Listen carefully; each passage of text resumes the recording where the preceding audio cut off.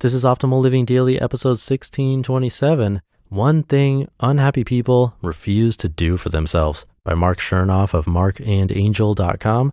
And I'm Justin Malik, your personal narrator, reading to you every day, including holidays like today's Memorial Day, a time to remember the fallen. Hope you're having a meaningful day.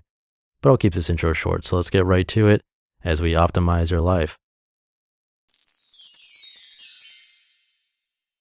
One Thing Unhappy People Refuse to Do for Themselves by Marc Chernoff of marcandangel.com. You, as much as anyone in the entire universe, deserve your love and respect. Life is hard sometimes. It's impossible to live well without encountering struggle, and there are some seasons in our lives that are especially heart-wrenching. For Angel and me, one such season occurred over the course of 15 months when we were in our late 20s. It was a period of profound loss, beginning when we lost our jobs and our livelihood in the downturn of the economy. It was a scary and financially uncertain time for our family. Unhappiness is the simplest word to describe how we felt. As we were learning to navigate our new reality, we were hit with a devastating loss, the death of a mutual best friend from sudden cardiac arrest. The loss of such a key figure in our lives was intense. And just as we were beginning to get back on our feet, Angel's brother passed away unexpectedly as well. With so much loss in quick succession, there were days when getting out of bed was our biggest accomplishment. This is the nature of struggle, but as the days turn into weeks, months, and years, we learn to press forward. We learn that we are resilient, and we hold a greater appreciation for what we have and the people who are dear to us. Sitting here now, years later, I can honestly say that Angel and I have learned great lessons from that agonizing time in our lives. We've learned how to cope with the hard times, the pain and disappointment. And above all, we've learned the vital importance of self-love and self-care, the magic that makes smiling again and again possible. The truth is, everyone experiences unhappy circumstances on occasion, but there's a big difference between experiencing bouts of unhappiness and living a habitually unhappy life. That's what chronically unhappy people do. And although there are some exceptions, clinical depression, etc., a vast majority of these people's unhappiness stems from their own self-neglect. Over the past decade, Angel and I have helped thousands of unhappy people rediscover their smiles, and in the process, we've learned a lot about the negative behaviors that typically hold them back. Self-neglect always stands at the very top of this list. Even if you are generally a happy person, neglecting yourself is a habit that can easily creep up on you. The key is to give yourself the extra attention you need and deserve. Resisting and ignoring your own feelings and emotions does not serve you. It leads to stress, illness, confusion, broken relationships, fits of anger, and bouts of deep, dark depression. Anyone who has experienced any of these knows that these states of mind are horrifically unhealthy. And when you're in the habit of self-neglect, your standards for living nosedive, and it's near impossible to escape.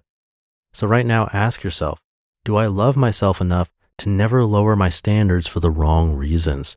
Find the strength to say yes. It's about living honorably. It's about doing the right thing for you, no matter what, even when nobody else is going to know or understand. At the end of the day, your reputation is what other people know about you. Your honor is what you know about yourself. You have to admit, to a certain extent, you have spent too much of your life trying to shrink yourself, trying to become smaller, quieter, less sensitive, less opinionated, less needy, less you, because you felt broken and you didn't want to be too much or push people away. You wanted to fit in. You wanted people to like you. You wanted to make a good impression. You wanted to be wanted so you could feel healed. And so for years, you sacrificed yourself for the sake of making other people happy. And for years, you suffered. But you're tired of suffering and you're done shrinking, right? Good. It's not your job to change who you are in order to become someone else's idea of a worthwhile human being. You are worthwhile, not because other people think you are, but because you are breathing your own air and therefore you matter. Your thoughts matter. Your feelings matter. Your voice matters. And with or without anyone's approval or permission, you must be who you are and live your truth, even if it makes people turn their heads, even if it makes them uncomfortable, even if they choose to leave. You may have been broken down by adversity, but you are not broken. So don't let others convince you otherwise. Heal yourself by refusing to shrink. Choose to take up a lot of space in your own life. Choose to give yourself permission to meet your own needs. Choose to honor your feelings and emotions. Choose to make self-love and self-care top priorities. Choose yourself. Angel and I discuss all of this in more detail in the self-love and adversity chapters of 1000 Little Things Happy, Successful People Do Differently. Afterthoughts. True strength is in the heart and soul, not in muscles. It's about having faith and trust in who you are and a willingness to act upon it regardless of the adversities and judgments you've faced. Decide this minute to never again beg anyone for the love, respect, and attention that you should be showing yourself. Today, look at yourself in the mirror and say, I love you, and from now on, I'm going to prove it. When you practice self-love and self-care, you give yourself the opportunity to be happy.